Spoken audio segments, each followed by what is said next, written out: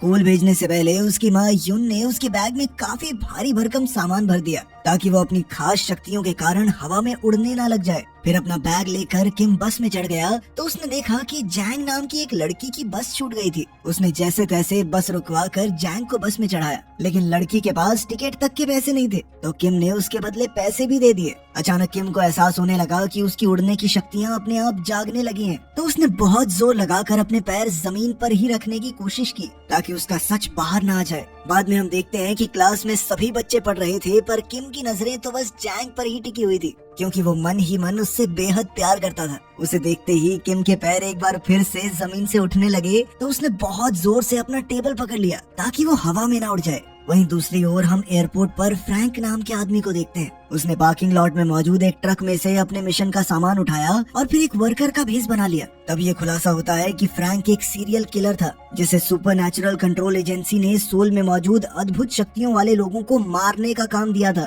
School खत्म होने के बाद सब बच्चे घर वापस जा रहे थे, पर तभी ली नाम का लड़का जैंग को रोककर स्कूल की जिम दिखाने ले गया। क्योंकि जैंग स्कूल में नई आई थी, इसलिए टीचर्स ने ली को जैंग को स्कूल दिखाने का जिम्मा दिया था। वहीं दूसरी ओर फ्रैंक अपने पहले शिकार जिनचिन के ऑफिस में पहुंचा। जिनचिन तो उसे देखते ही समझ गया कि ये कोई बहरूपिया है। जिनचिन ने उसे अकेले में ले जाकर पूछा कि वो उसका असली नाम कैसे जानता है, तो फ्रैंक ने उसे बताया कि एक कंपनी ने तुम्हें मारने के लिए मुझे यहाँ भेजा है। ये सुनते ही जिनचिन ने गुस्से में आकर अपनी जबरदस्त ताकत से गोल्फ स्टिक को कागज की तरह मरोड़ दिया और उसी से फ्रैंक पर हमला बोल दिया। फ्रैंक ने जैसे तैसे खुद को बचाया, मगर जिनचिन ने उसे उठाकर बड़ी जोर से दीवार पर पटककर दीवार ही तोड़ दी। उसी पल अचानक फ्रैंक ने जिनचिन के चश्मे का कांच तोड़ दिया, जो सीधा उसकी आंख में जा लगा। फिर उसने मौका देखकर एक पेन की मदद से उसकी छाती पर हमला किया और उसके दिल पर वार करके उसे वहीं मार डाला। आखिरकार उसने जिनचिन की लाश को खिड़की से बहुत दूर फेंक दिया और इसी तरह उसका पहला टास्क पूरा हुआ। फिर वो अपने ट्रक में लौट आया और अपने फोन से मैसेज भेजकर टास्क पूरा होने की खबर दी। उधर किम की माँ यून घर में साफ सफाई कर रही थी। इसी दौरान उसने अपना फोन देखा तो चारों तरफ जिनचिन के खून की खबरें आ रही थी। उधर स्कूल खत्म होने के बाद भी जैंग स्कूल में बैठकर पढ़ाई कर रही थी, क्योंकि उसे स्कूल के बाद बेस्ट कॉलेज में जाना था, मगर वहाँ की फीस बहुत ज्यादा थी। इसलिए मन ही मन में जैंग ने उम्मीद ही छोड़ दी थी। जब उसके पिता ने उससे पूछा कि तुम्हें पैसों की जरूरत है, तो उसने झूठ कह दिया कि नहीं, मुझे तो बस स्कूल यूनिफॉर्म खरीदने के लिए पैसे चाहिए। इसके बाद हम मिनोंग जुंग नाम के एक आदमी को देखते हैं, जो नेशनल सिक्योरिटी एजेंसी का डायरेक्टर था। जब उसे जिनचिन के कत्ल की खबर मिली तो उसके असिस्टेंट ने कहा कि ये तो नामुमकिन है, पर फिर भी वो उसकी मौत की खबर को सोशल मीडिया से हटाने की पूरी कोशिश करेगी। मगर मिनोंग जानता था कि शहर के सभी खास शक्तियों वाले लोगों पर खतरा मंडरा रहा है, इसलिए उसने अपने असिस्टेंट को खुफिया हथियारों की ट्रेनिंग शुरू करने का ऑर्डर दिया। उधर किम की माँ यून ने उसके लिए डिनर बनाया और उसे खाकर किम सोने चला गया, मगर वो जैंग के ख्यालों में इस कदर खो गया कि उड़ते हुए छत पे जा लगा। खैर बाद में यून अपने टेबल पर बैठी और एक खुफिया डिब्बे में से अपनी बंदूक निकालकर उसे दोबारा असेंबल करने लगी। असल में उसे शक था कि जिनचिन की मौत की खबर को दबाया जा रहा है और हो सकता है कि वो कातिल बाकी खास शक्तियों वाले लोगों के पीछे भी जाए। इस दौरान यून को अपनी कई साल पहले वाली जिंदगी याद आई, जब वो किम को अपनी पीठ पर चढ़ाकर शहर में घूमा करती थी, क्योंकि उसके पास रहने को कोई जगह नहीं थी। फिर एक दिन एक सुनसान शेड के मालिक ने उसे रहने को जगह दी। फिर जैसे जैसे समय बीता तो यून ने अपने बेटे के लिए एक बड़ा सा प्ले हाउस बनाया और साथ ही कई सेफ्टी नेट्स भी लगाए ताकि किम अपनी उड़ने की शक्ति को काबू करना सीख सके। पर दिक्कत ये थी कि किम अभी समझ नहीं पा रहा था कि उसकी माँ क्या कहना चाहती है, और इसी वजह से उसकी ट्रेनिंग काफी मुश्किल से हुई। पर फिर भी यून ने हिम्मत नहीं हारी और कई महीने की मेहनत के बाद उसने इस शेड को बड़े से रेस्टोरेंट में बदल दिया और उसका काम अच्छा चलने लगा। उसी समय से उसने किम को बाहर खेलने से मना कर दिया और उस बेचारे ने अपना पूरा बचपन टीवी पर कार्टून सुपर हीरोज देखकर ही गुजारा, जिससे उसे लगने लगा कि वो भी एक सुपर हीरो है। अब उसने सबको अपनी शक्तियाँ दिखाने के लिए अपने स्कूल के दोस्तों को बुलाया और उनके सामने उड़ने लगा। उसे उड़ते हुए देखकर उसके सभी दोस्त काफी खुश थे और किम भी आखिरकार अपना राज बताकर काफी खुश था। पर वो ये नहीं जानता था कि स्कूल के प्रिंसिपल ने उसे देख लिया है। फिर शाम को किम के एक दोस्त ने भी उसकी तरह उड़ने की प्रैक्टिस करने की सोची ताकि वो भी बाकी बच्चों को इम्प्रेस कर सके, पर वो फिसल कर बुरी तरह गिर गया और उसे काफी चोट लगी। इसके बाद यून को स्कूल में बुलाकर किम की काफी शिकायत की गई, तो यून को बेवजह ही उनसे माफी मांगनी पड़ी। किम को एहसास हो गया था कि उसकी माँ को उसकी वजह से कितना शर्मिंदा होना पड़ा, तो वो बेहद दुखी हो गया और छत पर जाकर रोने लगा। मगर अचानक उसकी कमर से बंधी रस्सी टूट गई और वो तूफान में उड़ गया। पर तभी ऐन वक्त पर यून ने वहाँ आकर पूरे जोर से रस्सी को खींचकर अपने बेटे की जान बचाई। फिर अगले दिन सभी बच्चे स्कूल पहुंचे, पर किम और जैंग दौड़ने के बावजूद भी थोड़े लेट हो गए और गार्ड ने देखा कि वो कुछ ही सेकंड लेट थे तो उसने उन्हें अंदर जाने दिया। वहीं शहर में दूसरी ओर फ्रैंक एक पुरानी लाइब्रेरी में पहुंचा और वहां का दरवाजा बंद करके मालिक के सामने जा खड़ा हुआ। उसने मालिक से पूछा कि क्या पहले वो बंक के नाम से जाना जाता था। तो उस आदमी को एहसास हुआ कि वो खतरे में है, इसलिए उसने अपनी बिजली की शक्ति का इस्तेमाल करके सभी लाइट्स बंद कर दी। इसके बाद उसने अपने रेडियो से एक बैटरी निकाली और अपने अंदर मौजूद बिजली की ऊर्जा को जागृत करना शुरू कर दिया, जिससे उसके बाल एकदम सीधे खड़े हो गए। फिर अचानक उसने फ्रैंक पर हमला बोल दिया और उसे बार बार जोरदार बिजली के झटके देने लगा। फ्रैंक ने अपनी जान बचाने के लिए किताबों का सहारा लिया और पलटवार करके बंक के हाथ से बैटरी गिरवा दी, पर जल्द ही उसने बैटरी फिर उठाई और फ्रैंक पर बिजली का जबरदस्त वार किया, जिससे फ्रैंक सीधा छत से जा टकराया। आखिरकार बंक ने अपने डेस्क से एक तस्वीर निकाली और उसे आग लगाते ही फ्रैंक का गला घोटने लगा। उसने इतने जबरदस्त बिजली के झटके दिए कि कमरे में शॉर्ट सर्किट हो गया। अब फ्रैंक मरने ही वाला था कि ऐन वक्त पर उसने पलटकर बंक को दूर फेंक दिया और एक ही जानलेवा वार से उसका काम तमाम कर दिया। आखिरकार उसका ये शिकार भी मारा गया। फिर उसने बंक के हाथ में वो जलती हुई फोटो देखी तो पता चला कि बंक का एक बेटा भी है। इससे फ्रैंक को काफी दुख हुआ, पर वो जल्द ही इस जगह से निकलकर अपने ट्रक में भाग निकला।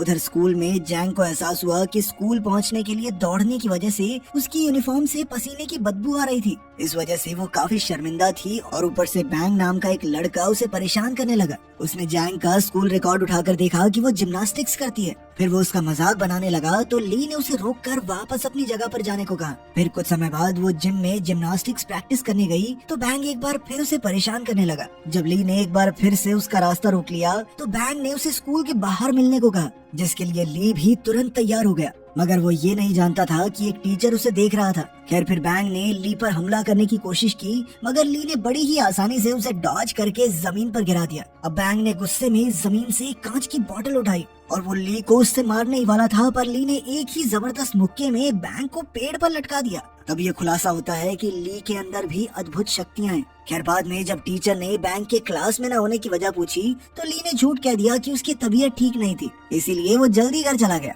फिर कुछ घंटों बाद टीवी पर बंक के खून की खबर भी फैल गई तो यून को अपने बेटे किम की हिफाजत की चिंता होने लगी। खैर शाम को किम और जैंग एक स्टोर में उसकी नई यूनिफॉर्म खरीदने गए और फिर उन दोनों ने साथ में खाना भी खाया।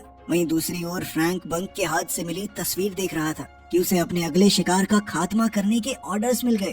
उधर किम और जैंग आपस में बातचीत कर रहे थे और बाद में वो स्कूल में वॉशरूम साफ करने पहुंचे। ये उन्हें पनिशमेंट मिली थी क्योंकि वो सुबह क्लास के लिए लेट हो गए थे। इसी दौरान जैंग की नजर किम की चोट पर पड़ी जो सुबह उनकी टक्कर की वजह से लगी थी। तब जैंग उसके जख्म पर मरहम लगाने लगी, पर उसके करीब आने से किम इतना ज्यादा शर्मा गया कि उसके पैर जमीन से उठने लगे। अब उसने अपनी शक्तियों को छुपाए रखने के लिए जैंग को वॉशरूम से बाहर जाने को कहा, मगर उसके जाने के बाद भी किम अपनी शक्तियों पर काबू न रख सका और अपने आप हवा में उड़ने लगा। फिर अगली सुबह टीचर ने फिर से बैंक के स्कूल न आने की वजह पूछी, पर किसी को इस बारे में कोई जानकारी नहीं थी। ये देखकर ली काफी घबरा गया। स्कूल खत्म होने के बाद जब किम घर लौटा तो उसकी माँ यून ने उसे बहुत डांटा क्योंकि उसने आने में बहुत देरी कर दी थी। उधर फ्रैंक अपने अगले शिकार की तलाश में स्कूल के दरवाजे तक आ पहुंचा। तब सिक्योरिटी गार्ड ने उसे दरवाजे से अपना डिलीवरी ट्रक हटाने को कहा तो फ्रैंक चुपचाप वहां से चला गया, मगर गार्ड को उस पर शक हो गया था, जिसके बाद उसने किसी को फोन किया। इसी तरह कई दिन बीत गए और अब जैंग अपनी टीचर के साथ जिम्नास्टिक्स की ट्रेनिंग कर रही थी ताकि वो बेहतर खिलाड़ी बन सके।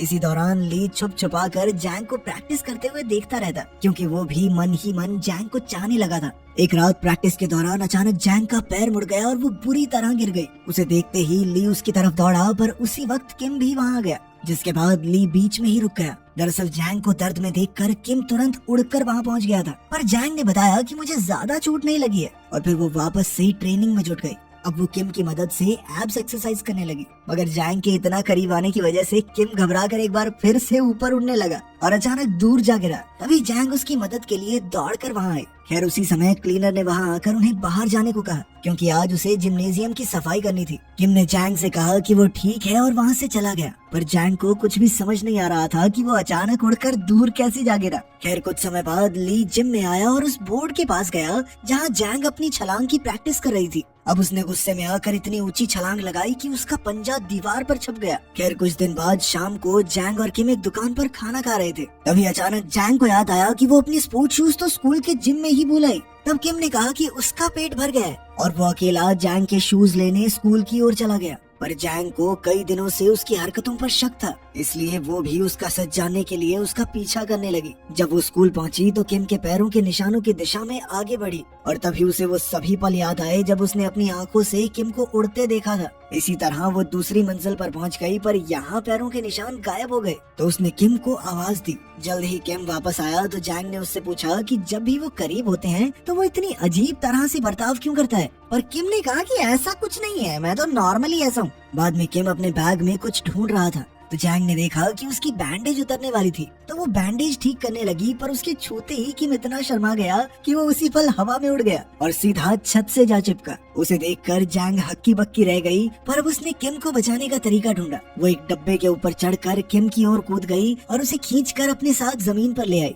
फिर उसने फटाफट किम को उसका भारी भरकम बैग दिया और आखिरकार सब नॉर्मल हो गया। इसके बाद वो स्कूल से चले गए, पर वो ये नहीं जानते थे कि सिक्योरिटी गार्ड ने कैमरास के जरिए ये सब देख लिया था। उधर घर पर यून डिनर बना रही थी और जब उसने देखा कि किम घर आ गया है तो वो दरवाजे पर गई। उसने देखा कि किम के साथ जैंग भी थी तो उसे बेहद खुशी हुई, क्योंकि काफी समय बाद किम किसी दोस्त को घर लाया था। उसने जैंग को डिनर के लिए रुकने को कहा। वहीं दूसरी ओर फ्रैंक एक ब्यूटी सैलून में गया तो उसकी मुलाकात होंग नाम की एक लड़की से हुई। फ्रैंक ने उसे अपना हेयर कट करने को कहा। हेयर कट के दौरान ही फ्रैंक ने कहा कि वो उसकी सच्चाई जानता है। उसने होंग को नाजू कहकर बुलाया, जो कि उसका असली नाम था। ये सुनते ही नाजू ने तुरंत उस पर कैंची से जोरदार हमला बोल दिया और फ्रैंक ने भी उसी पल खड़े होकर उसे जमीन पर पटक दिया। तब ये खुलासा होता है कि फ्रैंक का शरीर किसी भी जख्म को कुछ ही पलों में भर देता था। जैसे ही उसने अपने चेहरे से कैंची बाहर निकाली तो नाजू उस पर गोलियां चलाकर दूसरे कमरे में भाग गई। फिर उसने बड़ी बंदूक निकाली और अपनी एक्सरे विजन की शक्ति से उसने फ्रैंक को दीवार के आर पार देख लिया।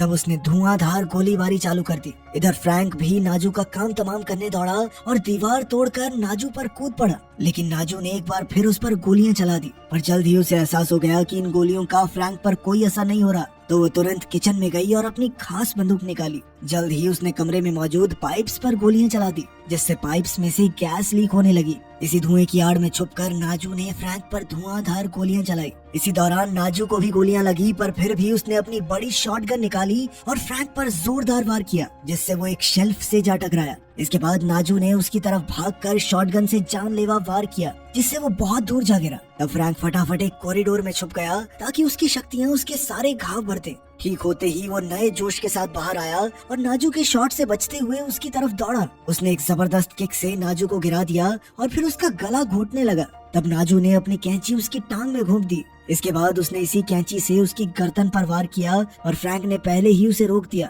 अब उसने नाजू का गला दबाते हुए उससे पूछा कि आखिर सभी खास शक्तियों वाले लोग अपने बच्चों को क्यों छुपा रहे हैं। नाजू अपनी आखिरी सांसें गिन रही थी, पर फिर भी उसने सच नहीं उगला। उसने कहा कि तुम एक आम किलर हो और गैंग को तुम्हें देखते ही तुम्हारा काम तमाम कर देगा। खैर ये सुनकर फ्रैंक को गुस्सा आया, जिसके बाद उसने नाजू के गले में कैंची मारकर उसकी जान ले ली। उसने कहा कि चाहे वो उसे अपने बच्चों का पता ना बताए, मगर जब तुम मरेगी तो फ्यूनरल पे आएंगे ना वो। उधर किम और जैंग उसके कमरे में खाना खा रहे थे कि तभी किम एक बार फिर से उड़कर छत पर जा लगा, तो जैंग ने फिर से उसके नीचे आने में मदद की। कुछ समय बाद वो अपने घर चली गई तो यून ने देखा कि जैंग अकेली ही चली गई थी। उसने किम को खूब डांटा और अभी के अभी उसे भागकर उसके घर छोड़कर आने को कहा। अब किम अपनी शक्तियों की मदद से जल्द जैंग के पास पहुंचा। उसे देखकर जैंग काफी खुश हुई। फिर अगले दिन किम जैंग के साथ प्रैक्टिस सेशन में आया तो जैंग ने उसे बताया कि वो अपना पिछला स्कूल छोड़कर नहीं आई। असल में उसने एक साथ 17 लड़कियों को पीट दिया था, जिस वजह से उसे स्कूल से निकाल दिया गया। एक दिन उसके पिछले स्कूल में उसकी एक क्लासमेट को बाकी लड़कियां बहुत परेशान कर रही थी। उन्होंने उसकी खूब बेइज्जती करके उसे नीचा दिखाया तो जैंग का पारा सर चढ़ गया और उसने उस लड़की को बचाने के लिए बाकी सभी लड़कियों को स्कूल के बाहर मुकाबले के लिए ललकारा। इसके बाद शाम को सभी बच्चों ने मिलकर इस फाइट को देखा, जहां 17 लड़कियां एक साथ जैंग पर कूद गई थी। लेकिन जैंग को किसी वार से कोई फर्क नहीं पड़ा, क्योंकि उसमें भी अद्भुत शक्तियां थी। उसने हिम्मत नहीं हारी और पलटवार करके सभी दुश्मनों की हड्डी पसली एक कर दी। आखिरकार सबको हराने के बाद वो लीडर की ओर बढ़ी, जो उसे अपनी हील से डराने की कोशिश कर रही थी। लीडर ने जैंग पर हमला करने की कोशिश की, लेकिन जल्द ही वो समझ गई कि उसके हमलों का जैंग पर कोई असर नहीं हो रहा। अब वो डर के मारे चिल्लाने लगी। उस वक्त उस लड़की का बॉयफ्रेंड वहाँ आया और उसने एक बेसबॉल बैट से जैंग पर हमला कर दिया। वो उसे जमीन पर गिराकर बार बार मारता रहा, लेकिन फिर जैंग ने एक पत्थर उठाकर लड़के के पैर पर दे मारा और उसी के बैट से लड़के के सर पर वार कर दिया। इस घटना के बाद जैंग को स्कूल से निकाल दिया गया और उसके पिता को मामला सुलटाने के लिए काफी पैसे भी भरने पड़े। उधर नाजू के अंतिम संस्कार पर फ्रैंक उसके बच्चों से मिला, लेकिन उनसे अपनी माँ के बारे में प्यारी प्यारी बातें सुनकर